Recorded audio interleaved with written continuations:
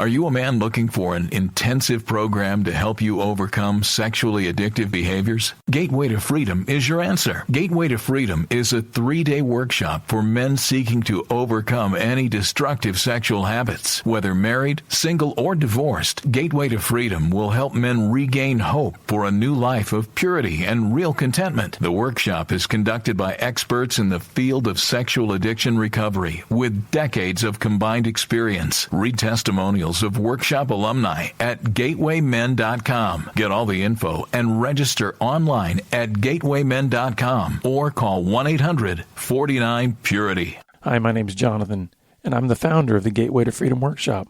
I want to personally invite you to register for our next workshop coming up June 23rd through the 25th in Texas in the lovely Hill Country.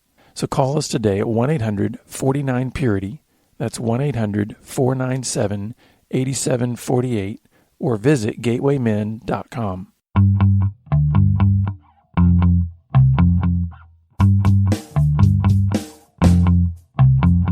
You're listening to Pure Sex Radio, training men, educating women.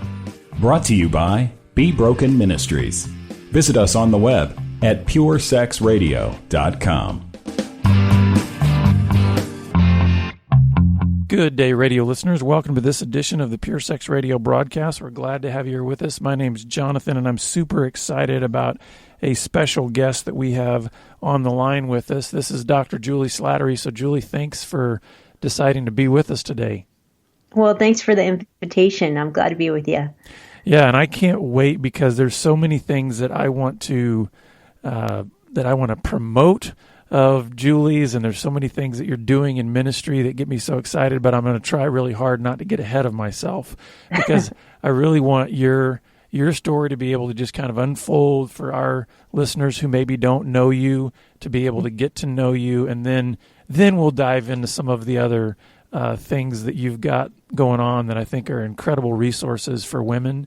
But would you mind just kind of giving us a little bit of a backstory on you?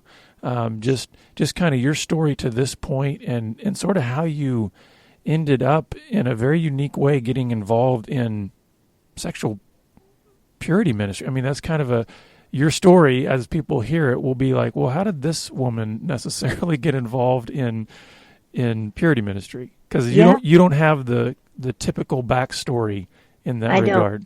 You're right. Yeah. So I was blessed to grow up in a Christian family, one of 6 kids.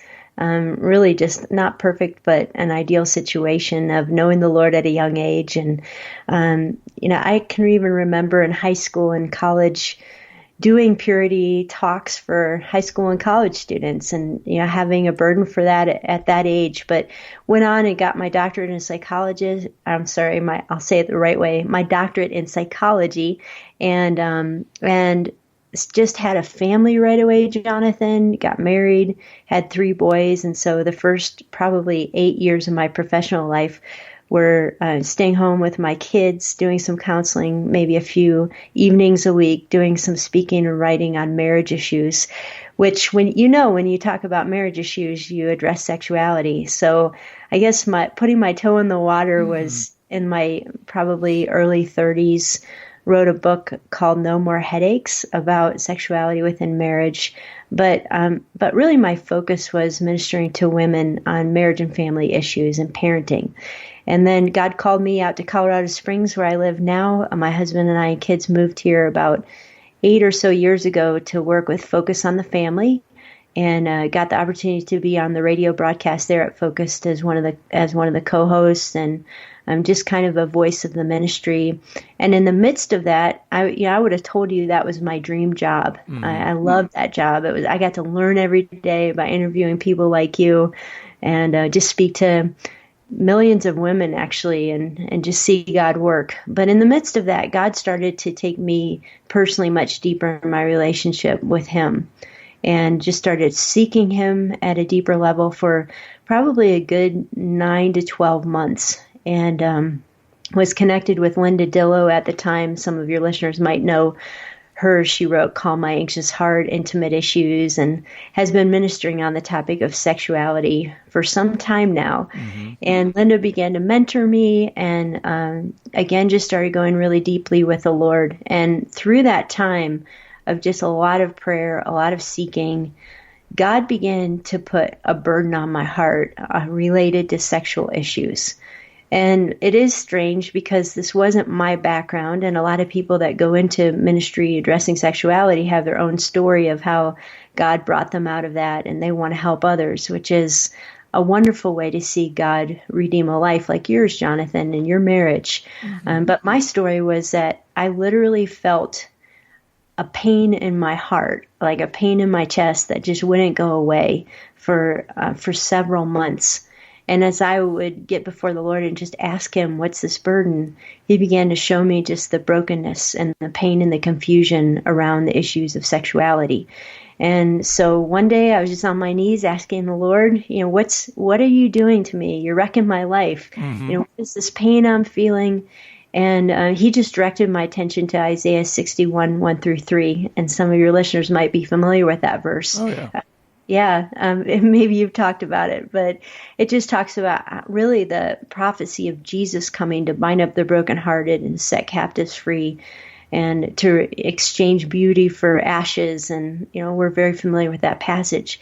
But I wrote in my Bible that day, it was July 12th, 2011. I just wrote, "This is your call in my life," without knowing what that would look like.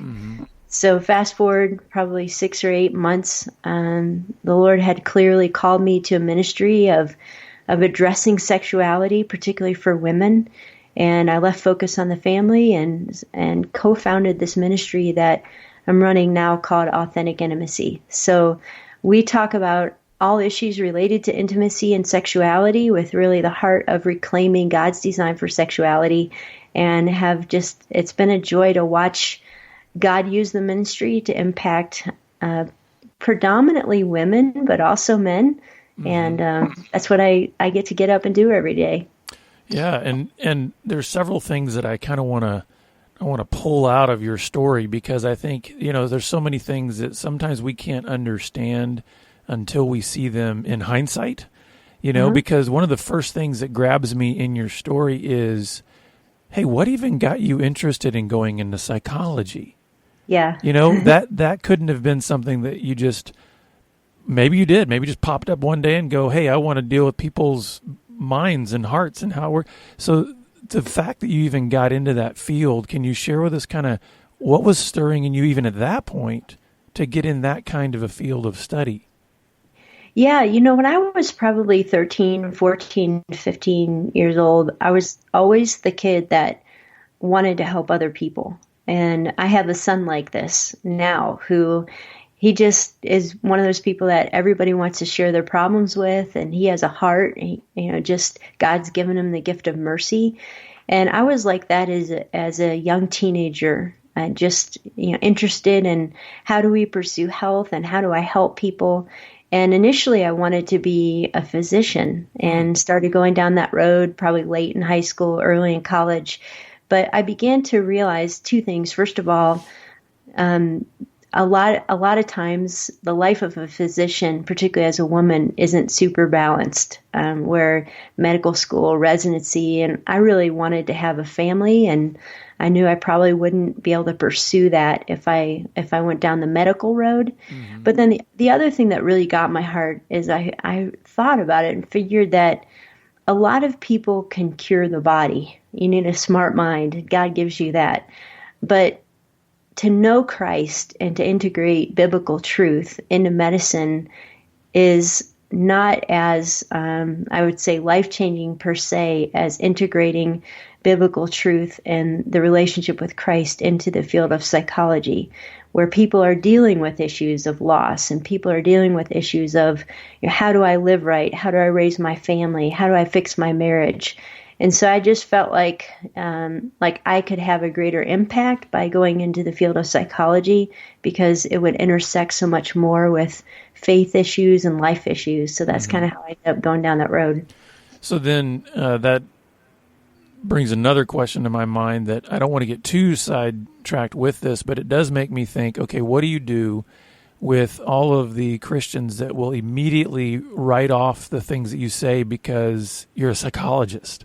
Yeah. Or that you've, so I know there's this huge rift, it seems like, between those who say, listen, biblical truth is one thing and psychology is almost its opposite, and it's opposed to it. So how do you reconcile that for people who are struggling with even some things you're saying here about this idea of there being possibly an integration between the two? Yeah, really, any Christian that goes into the mental health field is going to have to address that question, because the truth is a lot of what you learn, particularly from secular training in psychology, is based on a humanistic philosophy that discounts God. And so the conclusions and the prescriptions that a lot of psychologists will give are off the mark, and many cases go against the Word of God. But I was blessed to have, particularly my initial training in psychology. I got my bachelor's degree from Wheaton College, and then my master's degree from Biola University, and then ended up getting my doctorate at Florida Tech, which is a secular school. But that time at Wheaton and at Biola really helped me understand where psychology and the scripture interfaces. And not only that, but helped me see that if we look at psychology from a God-fearing perspective, there's actually a call in the book of Proverbs for all of us to be somewhat psychologists. In Proverbs, Solomon is looking at creation and how God created man and how God designed within man these laws of sow and reap. There's consequences for our action. And Solomon is observing and then drawing out principles for healthy living. And really, I think a psychologist or a counselor rooted in Scripture takes that call seriously to say that God created the interpersonal world with order, and that if you yell at your kids all the time, there's going to be a predictable outcome for that. Mm-hmm. If you pursue intimacy in marriage, there's going to be a predictable outcome for that. And a biblical psychologist says, Lord, give me wisdom to observe how you've created humanity and to prescribe healthy living and healing out of that. Mm-hmm. Yeah, that's great. And I think it's one of those things where it's unfortunate that we have pitted these things so strongly against one another.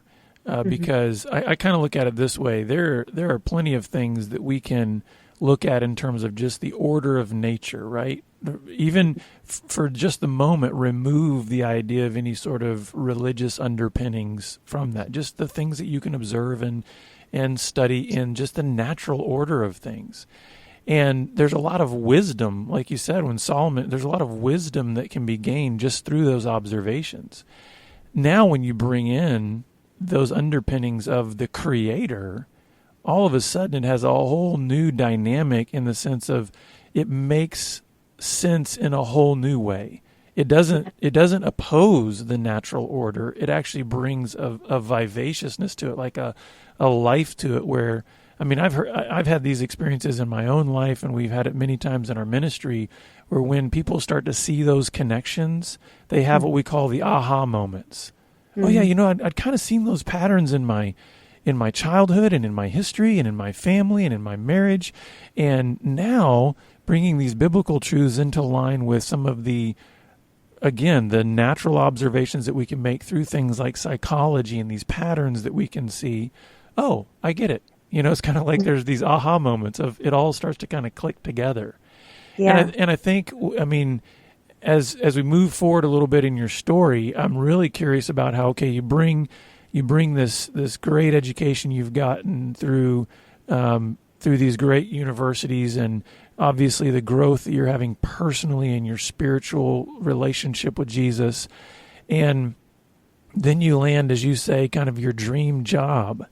And did you say it was at this time that then you eventually wrote the No More Headaches? Was it during that time at Focus, or was that before that?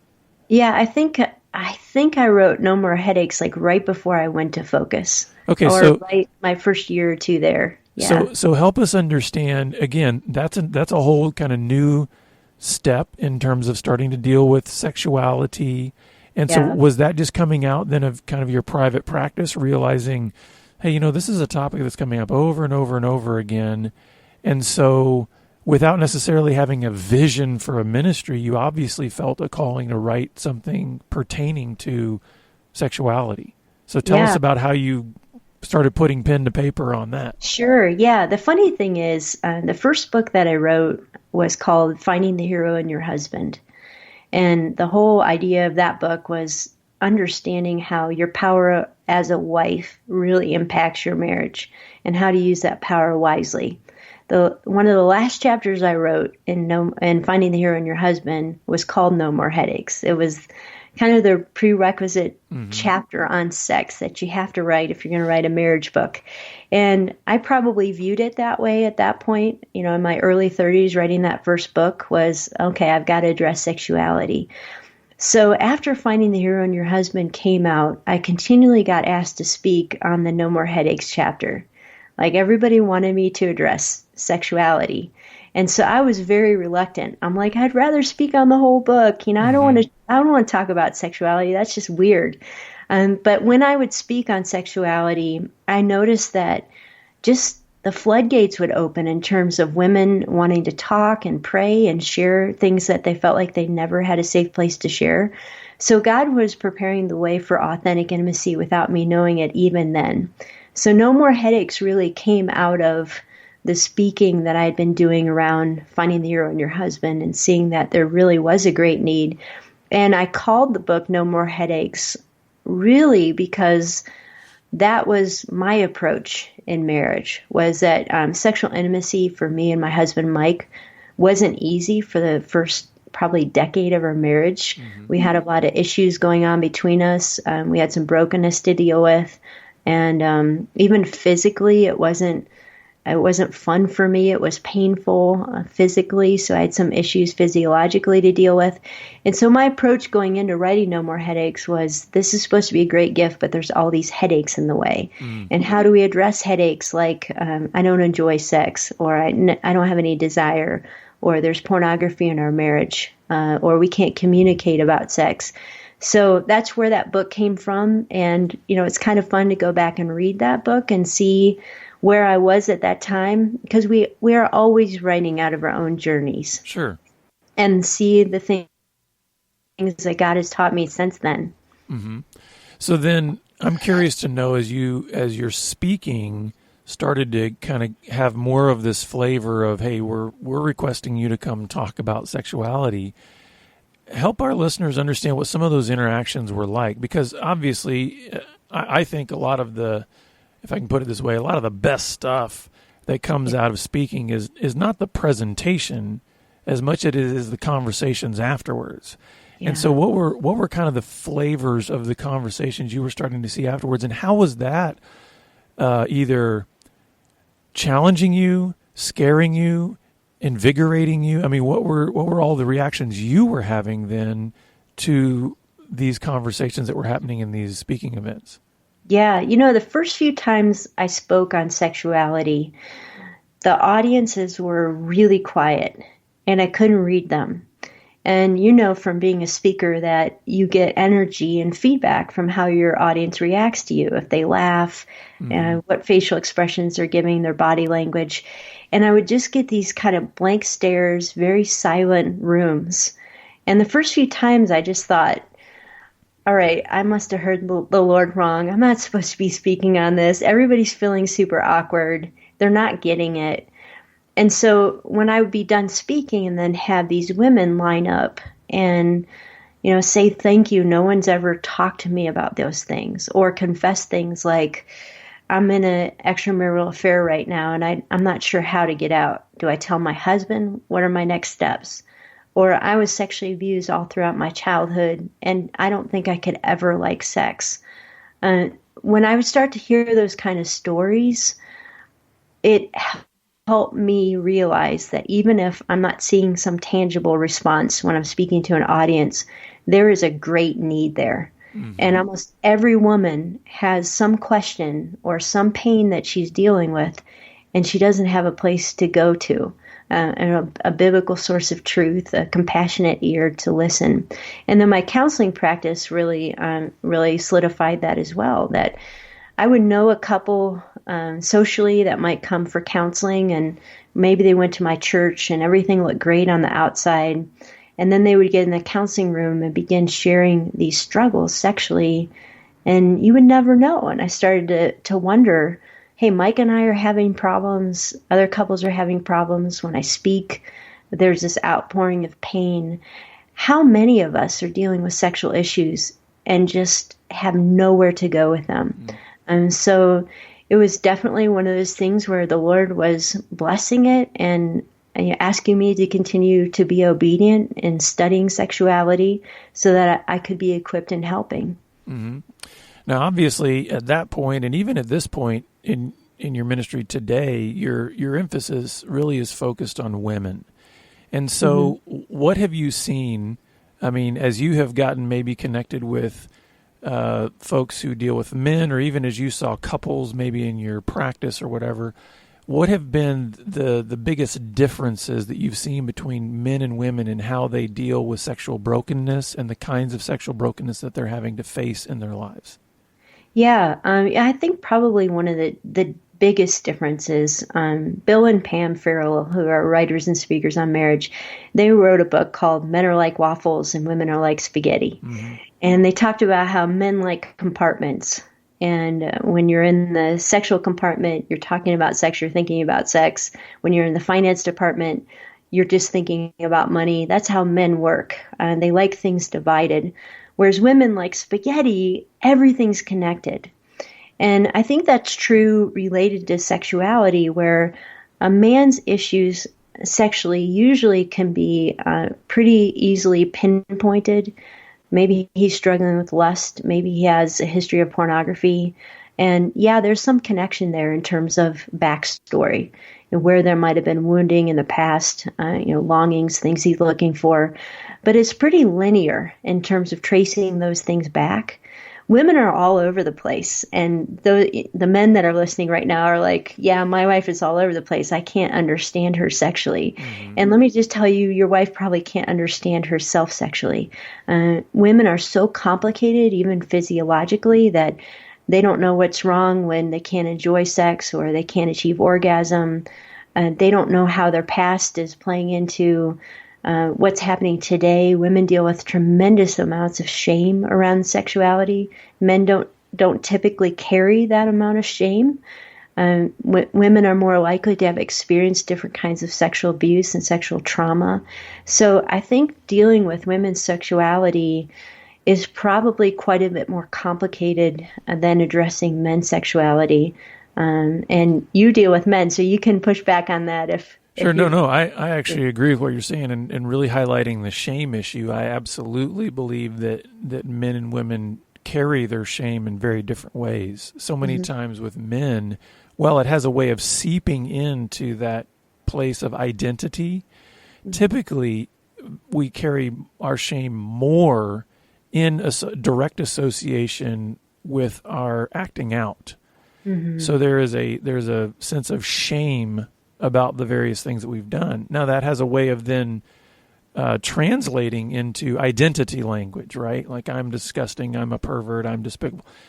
But I think women carry that on just such a different level in terms, yes, it may be connected to behavior, but it also, like you said, with all that spaghetti, it seems to just interface with every other aspect of her life too. So she might have shame associated with sexual brokenness, but it manifests in maybe how she spends money, or manifests in her speech. It manifests in, there's all these other things that it seems like like you said, it almost like has this ability to travel into all those other layers of her almost instantaneously.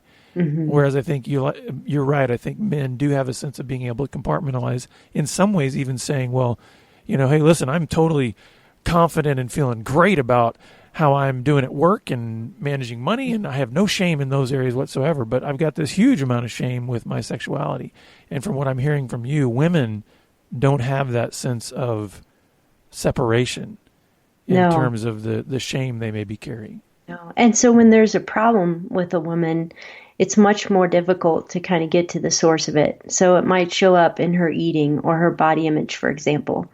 And then it takes a while to get to maybe a traumatic event that she had as a child and how that's playing out now in sexuality in her marriage. And again, there's so many different layers, and it goes into so many different compartments of her life that that we're just a little bit complicated. So well, and I know this is going to be a question that you probably can't answer in 60 seconds or less, but where do you typically help a woman start this process of dealing with all of that confusion regarding sexual brokenness and just sexuality in general?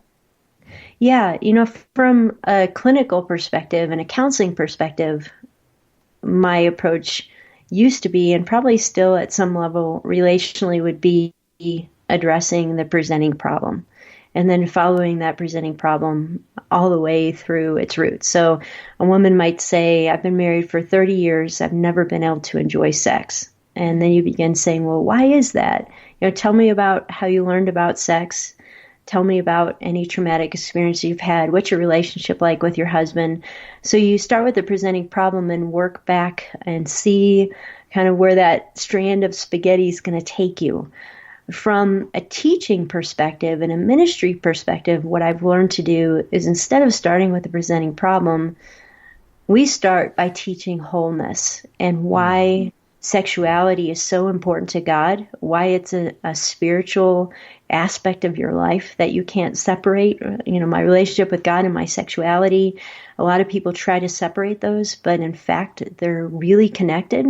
And talking about the theology of sexuality, that the enemy actually hates holy sexuality because of what it represents and because it has a power for us to connect with what covenant love was designed to look like. And so I teach from a ministry perspective about thinking about how the enemy has distorted that gift in your own life, and give some examples, and then talk about, how do we pursue the scriptures in terms of really knowing what sexual integrity looks like.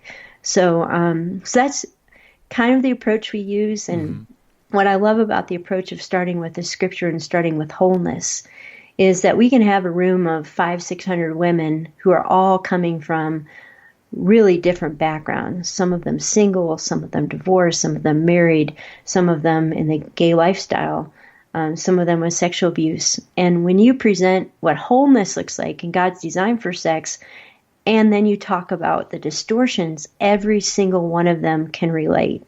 Right. And so it becomes a message that unifies us. Yeah. And I really want to unpack that, and we don't have time in this episode. Would you be willing to come back and have us really unpack that whole idea of holy sexuality and how we engage that next time? Yeah, I would love to. Before we sign off, I really want our listeners to be able to know how they can get your resources, learn more about authentic intimacy. So can you just share with us some places that they can go and some resources that might be helpful?